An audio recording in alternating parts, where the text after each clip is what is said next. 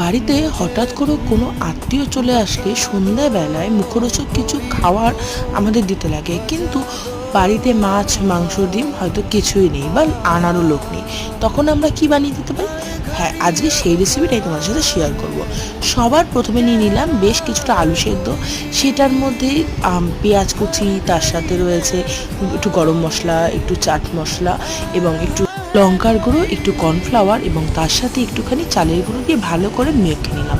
নিয়ে এরপর লম্বা লম্বা করে স্টিকের মতো আমরা করে নিয়েছি। এবার এটাকে যদি আমরা ভালো করে তেলের মধ্যে ফ্রাই করে নিই, ভীষণই মুচমুচে একটা স্ন্যাক্স তৈরি হবে। এইবার সেই স্ন্যাক্স সেই তোমরা টমেটো কেচাপের সাথে সেটাকে সার্ভ করতে পারো। তো দেখে বলো রেসিপিটা কেমন লাগলো, আর বাড়িতে অবশ্যই ট্রাই করে দেখো। তো আজ আসি, দেখা হচ্ছে আবার নতুন একটা রেসিপি নিয়ে। ততক্ষণে অবশ্যই আমার পাশে থেকো, চ্যানেলটিকে সাবস্ক্রাইব করো। টাটা।